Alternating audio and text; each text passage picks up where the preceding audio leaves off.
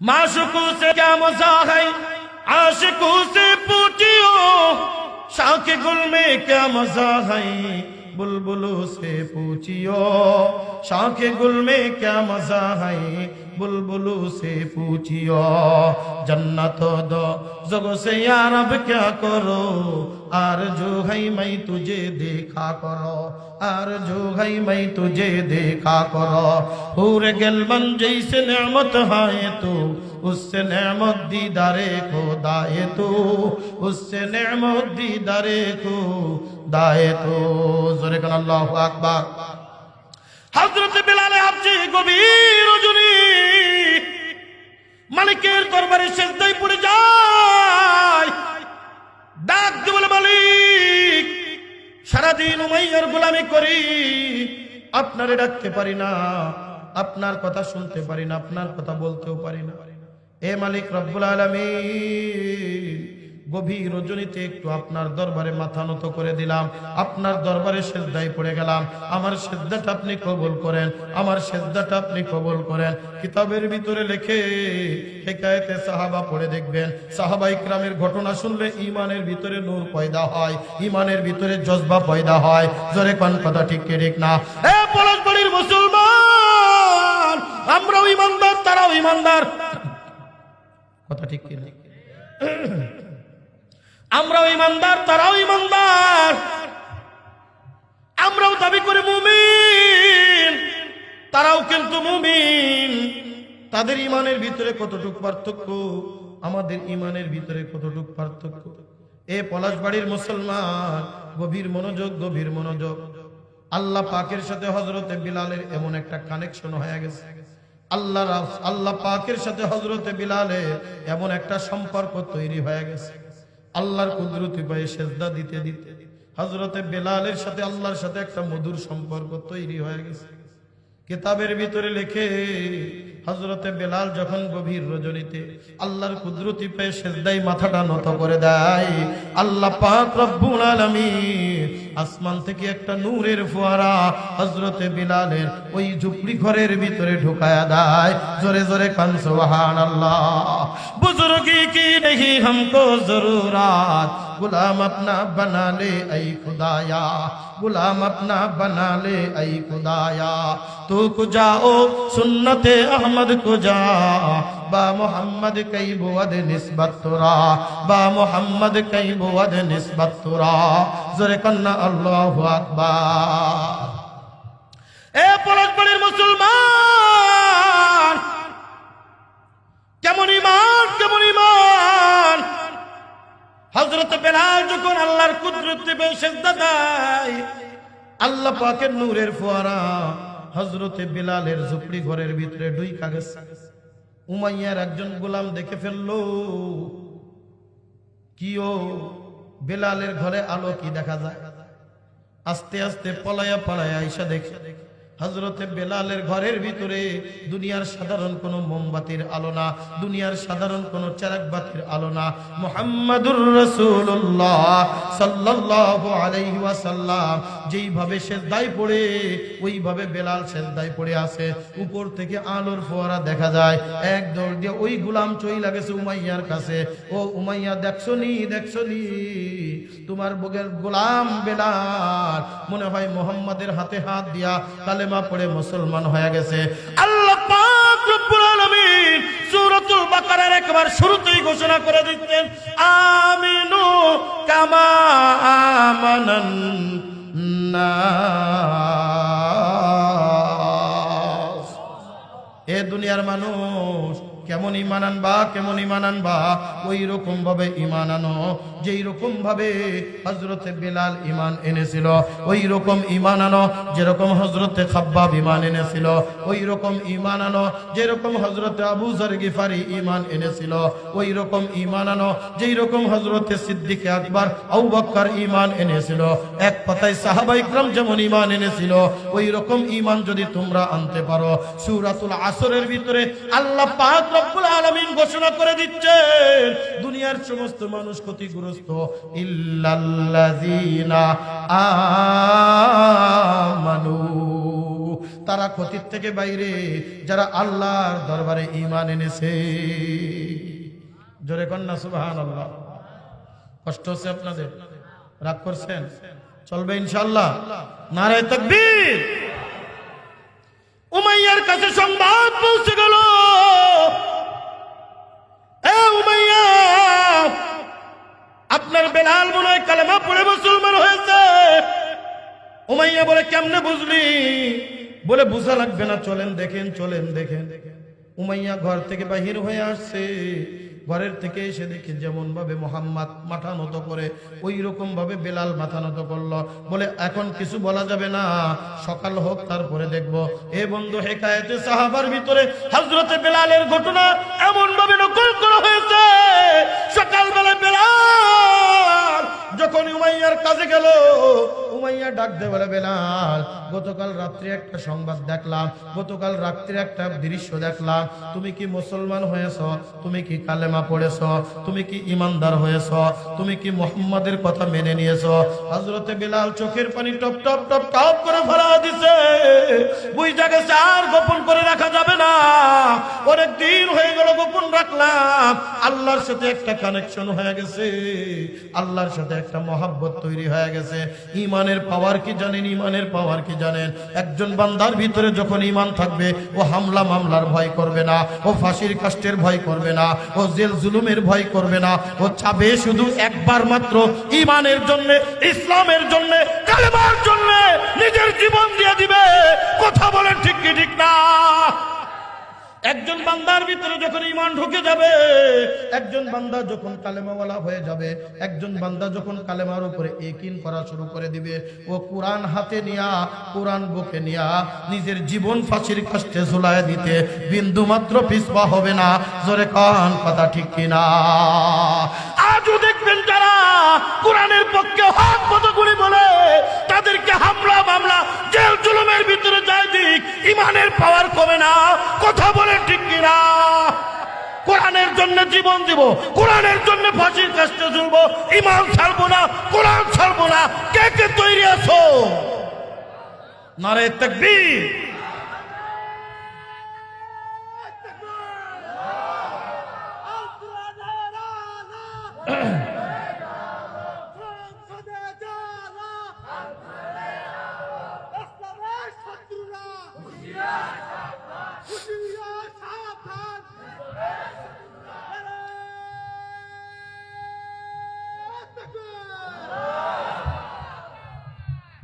এই কোরআন আল্লাহ পাক আমাদের জন্য দিয়েছেন। কথা বলেন ঠিক কিনা? কোরআনের হক কথাগুলি বলার দরকার আছে না নাই? আমরা হামলা মামলা, হত্যা মামলার ভয় করি না, আমরা জেল জুলুমের ভয় করি না, আমরা ফাঁসির কাষ্টে ঝুলতে রাজি, কিন্তু কোরআন বুকে নিয়ে ঝুলবো। কথা বলেন ঠিক কিনা? একটু পরে আসছে, ডোজ দিব ইনশাআল্লাহ। তৈরি আছেন তো? গাইবান্ধার মুসলমান তৈরি আছো? নারায়ে তাকবীর। হযরতে বেলাল ডাকতে বলে, উমাইয়া, এতদিন গোপন রেখেছি আর পারি না। এ উমাইয়া, ভালো করে শোন, ভালো করে শোন। আমি আজ না, আমি কাল না, অনেক আগে আমি নবী মুহাম্মদুর রাসূলুল্লাহ সাল্লাল্লাহু আলাইহি ওয়াসাল্লামের হাতে হাত দিয়া কালেমা পড়ে মুসলমান হয়ে গেছি। উমাইয়া ডাকতে বলে, বেলাল, কালেমা ছাড়, কালেমা ছাড়, নতুবা তোকে আমি আস্ত রাখবো না। আমার গোলাম হয়ে কেন তুই আমার বিরুদ্ধে গেলি? আমাদের দেবদেবীর পূজা করিস না কেন? কেন তুই মুহাম্মাদের কথা শুনলি? কালেমা ছাড়, কালেমা ছাড়। এ বন্ধু, গভীর মনোযোগ। একজন বান্দার ভিতরে যখন ঈমান ঢুকে যায়, ও সব কিছুর তোয়াক্কা বন্ধ করে আমার মাওলার পাগল হয়ে যায়, আমার মাওলার ইশকে দেওয়ানা হয়ে যায়। কথা বলেন ঠিক কি ঠিক না? ওই লোকটা শুধু ডাকতে বলে, আমার আল্লাহ ছাড়া দুনিয়ায় কেউ নাই, আমার আল্লাহ যেই কাজে রাজি, আমিও ওই কাজে রাজি। জোরে কান, কথা ঠিক কিনা? উমাইয়া ডাকতে বলে, বেলাল, আল্লাহু আকবার, কালেমা ছাড়, কালেমা ছাড়। বলে, না না, কালেমা ছাড়তে পারবো না। আল্লাহর সাথে আমার একটা মহাব্বত তৈরি হয়ে গেছে, আল্লাহর সাথে একটা ভালোবাসা তৈরি হয়ে গেছে। এ বন্ধু, গভীর মনোযোগ, গভীর মনোযোগ। উমাইয়া ওই যে ঘোড়া চালানোর জন্য যেরকম বেতের ছড়ি লাগায় রাখতো, ওই রকম একটা বেতের ছড়ি ঘর থেকে বাহির করে আনছে। হযরতে বেলালে গায়ের থেকে সমস্ত জামা কাপড় খুলে ফেলায় দেওয়া হলো। গায়ের জামা খুলছে, পরনের কাপড়টাও খুইলা ফেলায় দিছে। ডাক দিয়ে বলে এখনো সময় আছে, কালেমা ছাড়। বলে না না, কালেমা ছাড়তে পারি না। এ বন্ধু গভীর মনোযোগ, উমাইয়া এমন ভাবে হযরত বেলালের পিঠের উপরে আঘাত করে, বেতের ছড়ি দ্বারা যখন পিঠের উপরে আঘাত করে দেয়, বেলালের পিঠের চামড়া বেতের ছড়ির থেকে, ছড়ির সাথে বেতের ছড়ির সাথে বেলালের পিঠের চামড়া উঠা আসে। পিঠের থেকে বেলালের রক্তের ফোয়ারা বাহির হয়ে যাচ্ছে। আর বিলাল ডাক দিয়ে বলে আহাদ আহাদ আহাদ, জোরে কোন আল্লাহু আকবার। উমাইয়া ডাক দিল, বিলাল এখন কি কালেমা ছাড়বি না? বলে না না না না না, যতক্ষণ পর্যন্ত আমার জান আছে ততক্ষণ পর্যন্ত আমি কালেমা ছাড়তে পারি না। এ উমাইয়া ভালো করে শোন, যতই আমার উপরে নির্যাতন করিস না কেন, যতই আমার উপরে জুলুম করিস না কেন, আমি কালেমা ছাড়তে রাজি না। আমি কালেমার উপরে ইস্তেকামাত থাকবো, কালেমার উপরে আমি ইস্তেকামাত থাকবো। যখন আমি ইস্তেকামাত থাকবো, আল্লাহ পাক রব্বুল আলামিন আমাকে তোর হাত থেকে অবশ্যই মুক্তি দিবে। জোরে কোন কথা ঠিক কিনা? উমাইয়া বলে হবে না, হবে না। আবু জেহেল, উতবা, শাইবাকে একত্রিত করা হলো। এ পলাশবাড়ির মুসলমান গভীর মনোযোগ, আবু জেহেল, উতবা, শাইবা ডাক দিল, এ বেলাল তুই তো আমাদের গোলাম, আমাদের গোলাম, কেন আমাদের সাথে তুই বেঈমানি করলি? কেন আমাদের সাথে তুই এরকম খারাপ আচরণ করছিস? আমরা তো কালেমাওয়ালা না, আমরা দেবদেবীর পূজা করি। আমাদের গোলাম যদি আমাদের কথা না শোনে, তাহলে দুনিয়ার মানুষ তো আমাদের কথা শুনবে না। হযরতে বেলাল মুখের পরে বলে দিল, না না, আমি যখন একবার মালিকের পরিচয় পেয়ে গেছি, আমি যখন একবার মালিকের সাথে সম্পর্ক তৈরি হয়ে গেছে, তখন কোনোভাবেই কিন্তু আমি আর এই কালেমা ছাড়তে পারি না।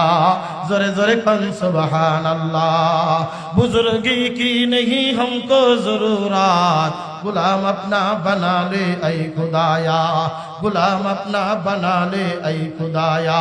माशुकू से क्या मजा है, आशिकू से पूछियो, शाके गुल में क्या मजा है, बुलबुलों से पूछियो, शाके गुल में क्या मजा है, बुलबुलों से पूछियो।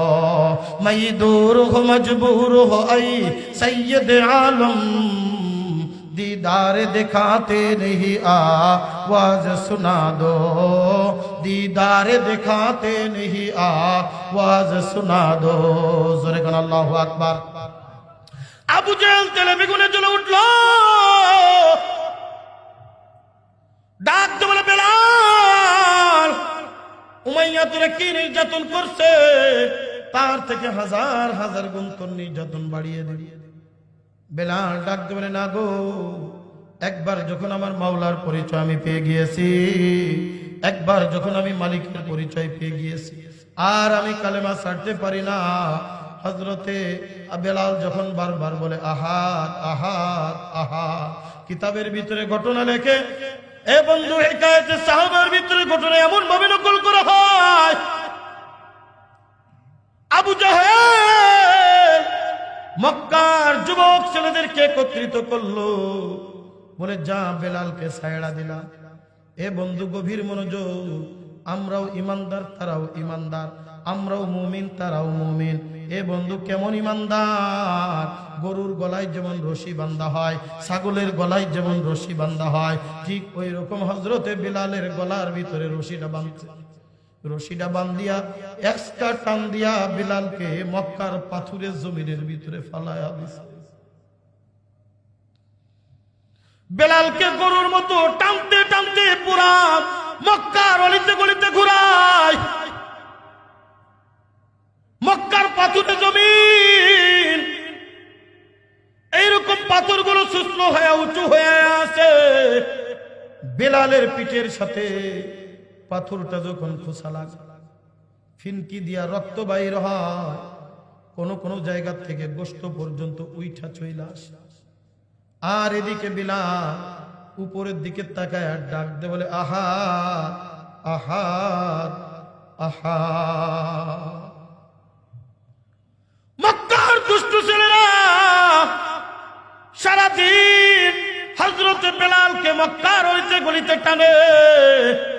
কেউ বাবার বেতের ছড়ি দ্বারা বেলালের পিঠের উপরে আঘাত করতে থাকে। এ বন্ধু শুধু এখানেই ক্ষান্ত করে না, পুরা শরীরের ভিতরে যখন একবার বেলালের ওই পাথরের খুসাই খুসাই যখন বেলালের পুরা শরীর ছিন্ন বিচ্ছিন্ন হয়ে গেছে, ক্ষত বিক্ষত হয়ে গেছে, মক্কার উত্তপ্ত বালুর উপরে নিয়া বেলালকে টান টান শোয়া রাখছে। বেলাল চোখের পানি ছেড়ে ডাকতে বলে, আহা আহা আহা। জোরে কান আল্লাহু আকবার। কেমন ঈমান, কেমন ঈমান! আমরা ঈমানদার, তারাও ঈমানদার, আমরাও মুমিন, তারাও মুমিন। কিয়ামতের ময়দানে আমরাও ঈমানদার দাবি করব, তারাও ঠিক ঈমানদার দাবি করবে। এই পলাশবাড়ি এলাকার মুসলমান গভীর মনোযোগ। আবু জেহেলের কাছে যখন আনা হলো, এরপরও বেলাল একবার হুশ হয়, একবার বেহুশ হয়। হুশ হওয়ার সাথে সাথে বেলাল বলে, আহাদ আহাদ। আবু জেহেলের গায়ের ভিতরে জ্বলে উঠলো। আজও দেখবেন এমন কিছু মানুষ আছে, কোরআনের কথা শুনলে গায়ের ভিতরে জ্বলে কি জ্বলে না, কালেমার কথা শুনলে গায়ের ভিতরে জ্বলন আসে। মনে করবা এরা দুনিয়ার ভিতরে আবু জাহেল নামার কা। জোরে কোন কথা ঠিক কিনা? এ বন্ধু গভীর মনোযোগ। আবু জাহেলের গায়ের ভিতরে জ্বলন শুরু হয়ে গেছে। ডাক দিয়ে বলে, বেলাল সারাদিন তোর উপরে নির্যাতন করলাম, এখনো কি আহাত বলবি বন্ধ করবি না? হযরতে বেলাল ডাক দিয়ে বলে, আবু জেহেল তুমি আমারে নির্যাতন করতেছো, নির্যাতন করতে করতে আমার জীবনকে বিলীন করে দিতে রাজি আছি, কিন্তু আমি কালেমা ছাড়তে রাজি না, কিন্তু আমি কালেমার উপরে অটল থাকতে রাজি না, আমি আমার ঈমান ছাড়তে রাজি না। আবু জাহেল বলে, হবে না, হবে না। এমনিতেই সারা শরীর ক্ষত বিক্ষত। এ বন্ধু গভীর মনোযোগ। হিকায়েতে সাহাবার ভিতরে ঘটনাটা নকল করা হয়। হযরতে বেলালে হাবশী রাদিয়াল্লাহু তাআলা আনহু এইরকম ভাবে হুশ হয়, আবার বেহুশ হয়। কঠিন মুসিবত, কঠিন মুসিবত। হযরতে আবু জাহেল, এইবার আবু জাহেল বন্ধু গভীর মনোযোগ। এইবার আবু জাহেল ডাক দিয়ে বলে, মক্কার ছেলেরা, এই আমার যুবক ছেলেরা, একটা কাজ করো, বিরাট একটা লোহার আঙ্গার নিয়ে আসো, লোহার আঙ্গার নিয়ে আগুনের ভিতরে দিয়া দাও। আগুনের ভিতরে দিয়া বিরাট লাল টকটক করে ফেলাইছে। লাল টকটক করে এবার হযরতে বেলালকে পাজা কোলা করে ধরছে। পাজা কোলা করে ধরে হযরতে বেলালের পুরা শরীরের কাপড় চোপড় সব খুলে ফেলাইছে। সমস্ত শরীরের ভিতরে রক্তে রঞ্জিত হয়ে আছে, সমস্ত শরীরের ভিতরে ক্ষত বিক্ষত হয়ে আছে। হযরতে বেলালের পরেও ডাকে, আহাদ আহাদ আহাদ। আবু জাহেল বলে, একটা কাজ করো, বেলাল রে পাজা খোলা করে ধরে ওই জ্বলন্ত লোহার আঙ্গারের উপরে একটু ছাকা দিয়া দাও। কেমন ঈমান, কেমন ঈমান! বেলালের পুরা শরীরের কাপড় খুলে ফেললো। এ বন্ধু, জ্বলন্ত লোহার আঙ্গারের উপরে হযরতে বেলালে হাবশী রাদিয়াল্লাহু তাআলা আনহুকে এ বন্ধু যখন ফালায়া দিছে লোহার আঙ্গারের উপরে, কিতাবের ভিতরে ঘটনা লেখে, এমনি তো পুরা শরীর ক্ষত বিক্ষত। এরপরে আবার যখন লোহার আঙ্গারের উপরে ফালায়া দিছে, দেওয়ার সাথে সাথে বেলালের পিঠের চামড়ার একটা পর্দা খইসা পড়া গেছে। এরপরও বেলাল আল্লাহরে ভুলে নাই। এরপরও বেলাল ডাকতে বলে, আহাদ আহাদ। এরপরও বেলাল ডাকতে, আমার মালিক আল্লাহ, আমি এক আল্লাহকে স্মরণ করি, আমি এক আল্লাহকে মানি, আমি দোসরা কাউরে মানি না, ৩১৩ কোটি দেবতা মানি না।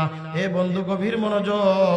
আল্লাহ পাক রব্বুল আলামিন বলেন, আমিনু কামা আমানান নাস, ওই রকম ভাবে ঈমান আনো যেই রকম ঈমান এনেছে হযরতে বেলাল, ওই রকম ভাবে ঈমান আনো যেই রকম ঈমান এনেছে হযরতে খাব্বাব, ওই রকম ভাবে ঈমান আনো যেই রকম ভাবে ঈমান এনেছে হযরতে আবু যর গিফারি। এ বন্ধু গভীর মনোযোগ, সূরাতুল আসর আল্লাহ পাক রব্বুল আলামিন সময়ের কসম করে রাখতে বলছেন, ইন্নাল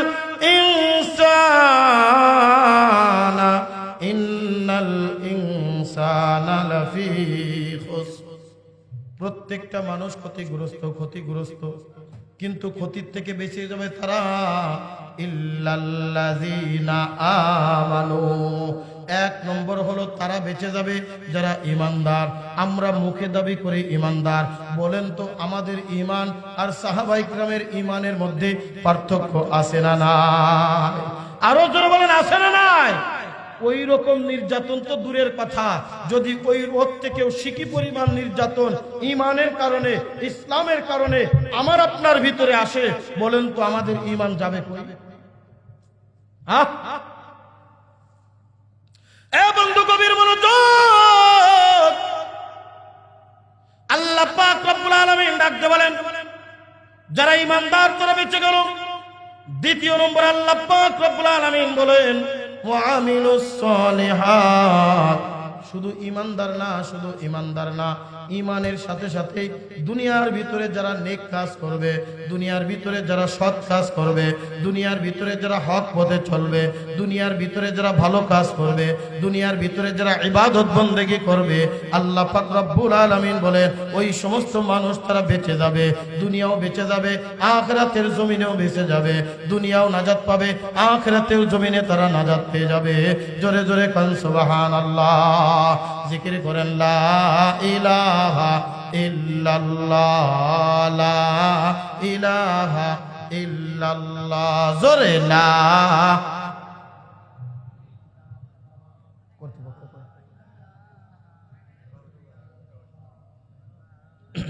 লা ইলাহা ইল্লাল্লাহ।